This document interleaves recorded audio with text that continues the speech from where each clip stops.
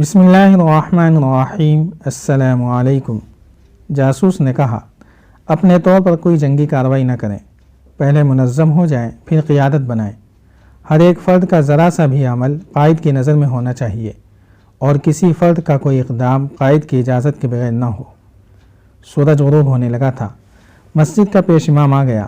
اسے دیکھتے ہی جاسوس نے سلیب اٹھائی اور دوڑتا ہوا باہر نکل گیا۔ باہر سے پھر وہی اعلان سنائی دینے لگا، مسلمانوں، سلیب کے سائے میں آ جاؤ، تمہارا اسلام مر گیا ہے۔ امام نے عثمان سالم کو قہر بھری نظروں سے دیکھتے ہوئے پوچھا، یہ یہاں کیا کر رہا تھا اور تم نے اسے اندر کیوں بیٹھا رکھا تھا؟ اسے ہلاک کیوں نہ کر دیا؟ تمہاری رگوں میں مسلمان باپ کا خون جم گیا ہے۔ میں اتنا بوڑھا نہ ہوتا تو یہاں سے اسے زندہ باہر نہ جانے دیتا۔ میں اس کے پیچھے اسی لیے آیا تھا کہ یہ یہاں سے زندہ نہ نکل سکے، عثمان سالم نے کہا، اور امام کو اپنا خنجر دکھا کر کہنے لگا، خدا کا شکر ہے کہ اس نے میرا خنجر سلیب پر روک لیا تھا۔ یہ آدمی پاگل نہیں، عیسائی اور یہودی بھی نہیں، یہ مسلمان ہے۔ صلاح الدین ایوبی کا پیغام لایا ہے۔ اس نے بوڑھے امام کو سلطان ایوبی کا پیغام سنایا اور کہا، میں اس پیغام پر عمل کروں گا۔ آج شام سے ہی بسم اللہ کر رہا ہوں، لیکن ہمیں ایک امیر کی ضرورت ہے، کہ آپ ہماری قیادت کریں گے؟ یہ سوچ لیں کہ صلیبی حکومت کو خبر مل گئی تو سب سے پہلے امیر کی گردن اڑائی جائے گی۔ کیا مسجد میں کھڑے ہو کر میں کہنے کی جرات کر سکتا ہوں کہ میں قوم سے الگ رہوں گا؟ امام نے جواب دیا، لیکن یہ فیصلہ قوم کرے گی کہ میں امیر اور قائد بننے کے قابل ہوں یا نہیں۔ میں خدا کے گھر میں کھڑا یہ عہد کرتا ہوں کہ میری دانش، میرا مال، میری اولاد اور میری جان اسلام کے تحفظ اور فروغ کے لیے اور صلیب کو روبہ زوال کرنے کے لیے وقف ہو گئی ہے۔ میرے عزیز بیٹے صلاح الدین ایوبی کے پیغام کا ایک ایک لفظ ذہن میں بٹھا لو۔ اس نے ٹھیک کہا ہے کہ نوجوان قوم اور مذہب کا مستقبل ہوتے ہیں۔ وہ اسے روشن بھی کر سکتے ہیں اور وہ آوارہ ہو کر اسے تاریک بھی کر سکتے ہیں۔ جب کوئی نوجوان صلیبیوں اور یہودیوں کی بے حیائی کا دل دادا ہو کر لڑکیوں کو بری نظر سے دیکھتا ہے تو وہ محسوس نہیں کرتا کہ اس کی اپنی بہن بھی اس جیسے نوجوانوں کی بری نظر کا شکار ہو رہی ہے۔ یہ وہ مقام ہے جہاں قومیں تباہ ہوتی ہیں۔ میرے نوجوان بیٹے، خدا کے اس گھر میں عہد کرو کہ تم صلاح الدین ایوبی کے پیغام پر عمل کرو گے۔ عثمان سالم نے گھر جا کر اپنی بہن النور کو الگ بٹھا کر سلطان ایوبی کا پیغام سنایا اور کہا، النور، ہمارا مذہب اور ہمارا قومی وقار تم سے بہت بڑی قربانی مانگ رہا ہے۔ آج سے اپنے آپ کو پردہ نشین لڑکی سمجھنا چھوڑ دو۔ مسلمان لڑکیوں تک یہ پیغام پہنچا کر انہیں اس جہاد کے لیے تیار کر لو۔ میں تمہیں خنجر، تیر، کمان اور برچھی کا استعمال سکھا دوں گا۔ احتیاط یہ کرنی ہے کہ کسی کو شک بھی نہ ہو کہ ہم لوگ کیا کر رہے ہیں۔ میں ہر طرح کی قربانی کے لیے تیار ہوں، النور نے کہا۔ میں اور میری تمام سہیلیاں تو پہلے ہی سوچ رہی ہیں کہ ہم اپنی آزادی اور اپنی قوم کے لیے کیا کر سکتی ہیں۔ ہم تو مردوں کے منہ کی طرف دیکھ رہی ہیں۔ عثمان سالم نے اسے بتایا کہ صلاح الدین ایوبی اور اس کی فوج کے متعلق جتنی خبریں یہاں مشہور کی جاتی ہیں وہ سب جھوٹی ہوتی ہیں۔ تمام مسلمان گھرانوں میں جا کر عورتوں کو صحیح خبریں سناؤ۔ عثمان سالم نے اسے صحیح خبریں سنائیں اور یہ بھی بتایا کہ مسلمانوں میں غدار اور صلیبیوں میں مخبر بھی ہیں۔ اس نے بہن کو ایسے 3-4 گھرانے بتائے اور کہا کہ ان عورتوں کو ہاتھ میں لو اور انہیں بتاؤ کہ ان کے آدمی غدار ہیں۔ انہیں یہ بھی کہو کہ عیسائی اور یہودی لڑکیوں کے پیار سے بچو، ان کا پیار محض دھوکہ ہے۔ کیا میں رینی کو یہاں آنے سے روک دوں؟ عثمان سالم نے کہا، وہ بہت تیز اور ہوشیار لڑکی ہے۔ رینی ایک نوجوان عیسائی لڑکی تھی۔ عثمان سالم کے گھر سے تھوڑی ہی دور اس کا گھر تھا۔ اس کا باپ شہری انتظامیہ کے کسی اونچے عہدے پر فائز تھا۔ لڑکی کا پورا نام رینی الیگزینڈر تھا۔ وہ النور کی سہیلی بنی ہوئی تھی۔ عثمان سالم کے ساتھ بھی اس نے گہرے مراسم پیدا کر لیے تھے۔ اسے دیکھ کر وہ بہت خوش ہوتی تھی۔ عثمان سالم ابھی اس کے قریب نہیں ہوا تھا۔ یہ وجی جوان سمجھتا تھا کہ یہ عیسائی لڑکی ہے اور یہاں جاسوسی کرنے آتی ہے۔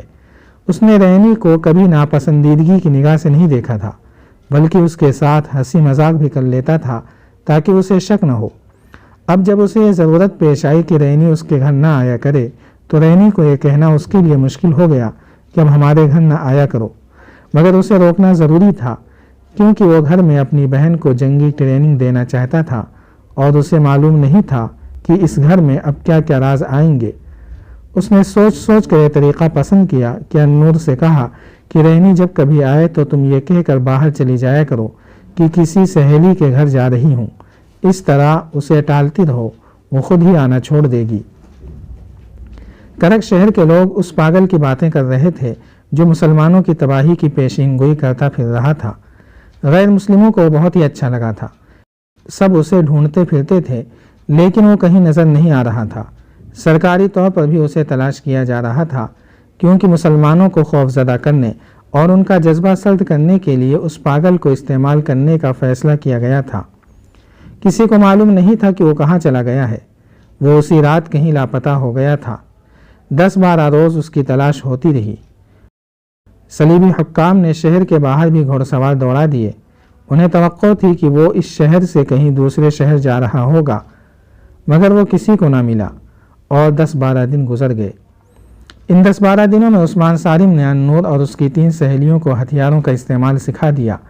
اس نے انہیں تیغ زنی بڑی محنت سے سکھائی۔ اس کے علاوہ اس نے مسلمان نوجوانوں کو درپردہ سلطان ایوبی کا پیغام سنا کر زمین دوز محاذ پر جمع کر لیا۔ ان نوجوانوں نے ان مسلمان کاریگروں کو تیار کر لیا جو برچھیاں اور تیر و کمان وغیرہ بناتے تھے۔ یہ سب صلیبیوں کے ملازم تھے، وہ اپنے لیے کوئی ہتھیار نہیں بنا سکتے تھے، مسلمانوں کو کوئی ہتھیار رکھنے کی اجازت نہیں تھی۔ ان کاریگروں نے گھروں میں چوری چھپے ہتھیار بنانے شروع کر دیے۔ یہ بہت ہی خطرناک کام تھا۔ پکڑے جانے کی صورت میں صرف سزائے موت ہی نہیں تھی بلکہ مرنے سے پہلے صلیبی درندوں کی بھیانک اذیتیں تھیں۔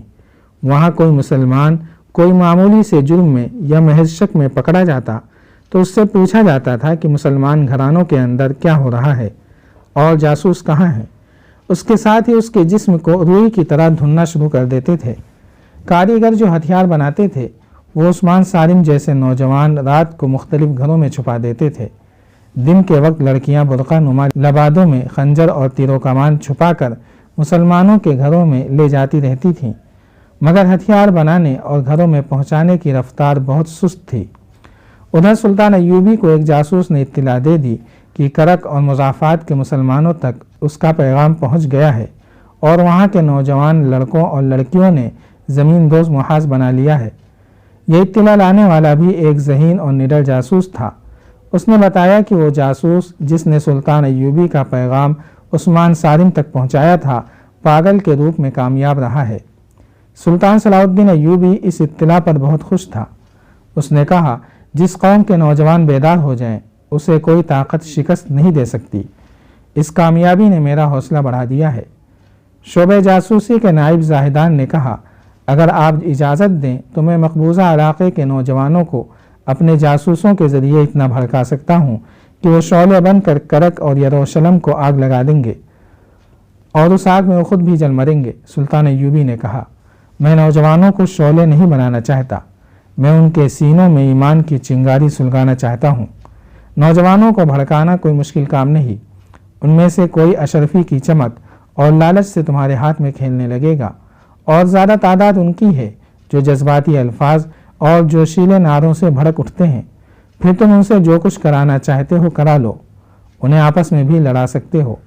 اس کی وجہ یہ نہیں کہ وہ جاہل اور گنوار ہیں اور ان کا اپنا دماغ ہی نہیں، اصل وجہ یہ ہے کہ یہ عمر ہی ایسی ہوتی ہے کہ خون کا جوش کچھ کر گزرنے پر مجبور کرتا ہے۔ جاری ہے۔